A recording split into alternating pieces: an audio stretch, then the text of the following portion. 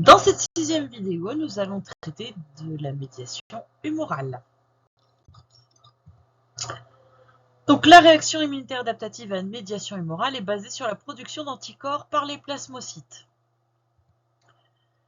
Alors, on va voir dans un premier temps la structure d'un anticorps et ensuite les conséquences des anticorps sur les agents pathogènes à travers 3 processus, celui de l'agglutination, la phagocytose facilitée et enfin le système du complément. Alors, revenons sur la structure d'un anticorps. Donc, un anticorps, ça ressemble plus ou moins à ça.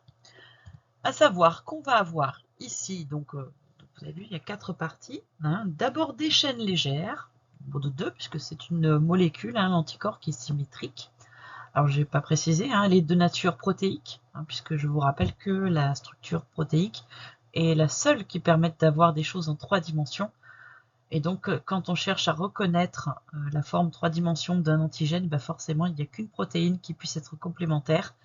Donc ici, voilà, des chaînes légères pour partie. Donc vous avez vu que ça constitue deux sous-unités de cet anticorps. Ensuite, on va avoir des chaînes lourdes, c'est-à-dire des chaînes beaucoup plus longues, qui sont plus de 2 fois plus longues. Et donc, on aura aux extrémités, parce que ça a une forme de Y, cet anticorps, aux extrémités des parties variables, c'est normal, puisque c'est là qu'on va avoir le site de reconnaissance des antigènes. Donc, pour reconnaître plusieurs antigènes, il faut bien que ces parties soient variables. Et puis, à contrario, des parties constantes, c'est-à-dire tous les anticorps de l'organisme vont ressembler à ça. D'ailleurs, il y a peu de différence entre les anticorps de 2 personnes différentes d'ailleurs. Voilà, les parties constantes sont souvent très constantes, même entre individus différents. Ce qui n'est pas le cas des parties variables, évidemment.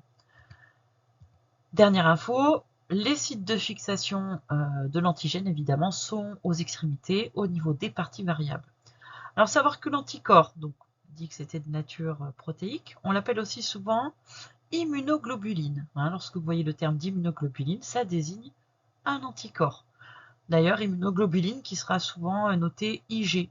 Alors, vous avez différentes sortes qui existent, IgE, IgM, voilà. C'est juste pour que vous ne soyez pas perdus. À noter que les 4 sous-unités de l'anticorps sont reliées par des liaisons relativement solides, des ponts disulfure, et que donc c'est une protéine relativement complexe puisqu'elle a une structure quaternaire, puisque plusieurs sous-unités, et elle est produite en très très grand nombre. Alors, regardons comment ça fonctionne. Donc, vous avez une bactérie ici et l'anticorps qui lui correspond. Voilà.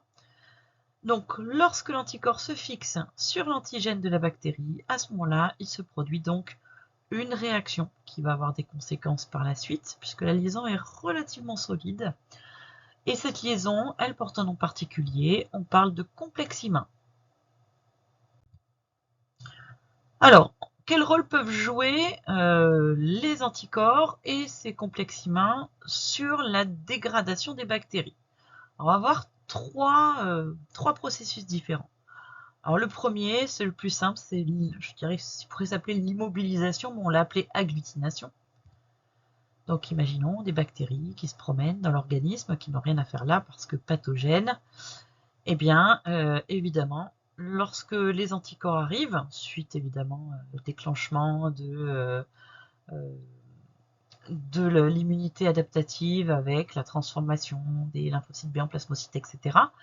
Regardez, grâce à leurs 2 sites de fixation, les anticorps peuvent complètement immobiliser les bactéries. Donc c'est le processus d'agglutination. D'ailleurs, c'est un processus aussi qui peut être particulièrement dangereux, puisque lorsqu'on ne connaissait pas le principe des transfusions sanguines et surtout le principe des groupes sanguins, lorsque par exemple on mettait des hématies du groupe B chez quelqu'un qui était du groupe A, évidemment on avait des anticorps anti-groupe B, et donc évidemment vous imaginez que les anticorps agglutinaient comme ça les hématies et donc provoquaient de grands caillots et généralement la mort de l'individu. Donc voilà, donc cette agglutination, en gros, voilà, c'est qu'on immobilise complètement les agents pathogènes en les regroupant et voilà, en les empêchant de se mouvoir. Alors, le deuxième processus, généralement, qu'on va voir maintenant, fait suite à cette agglutination, puisque les macrophages sont dans le coup, là aussi, pour faire une phagocytose un petit peu particulière qui va se baser non pas sur la reconnaissance du non-soi, mais sur la reconnaissance d'une partie des anticorps, et notamment la partie qui est exposée ici, qui est la partie constante. C'est-à-dire qu'il existe, en plus des récepteurs PRR sur les macrophages, des récepteurs qui vont reconnaître, et de loin, les parties constantes des anticorps et se diriger un petit peu comme un missile à tête chercheuse vers ces parties constantes pour aller faire une phagocytose, mais cette fois beaucoup plus simple puisqu'il n'y a pas à reconnaître si c'est du soi ou du non-soi. Voilà. On sait que c'est des anticorps parties constantes, pof, ça fait partie de l'organisme, hop, phagocytose. Donc voilà, et cette phagocytose un peu particulière, puisqu'elle n'est pas dirigée contre un élément du non-soi, s'appelle la phagocytose facilitée. Enfin, dernier mécanisme qui se produit lorsqu'on va avoir plusieurs anticorps fixés sur un agent pathogène et qui a une certaine proximité, c'est le système du complément.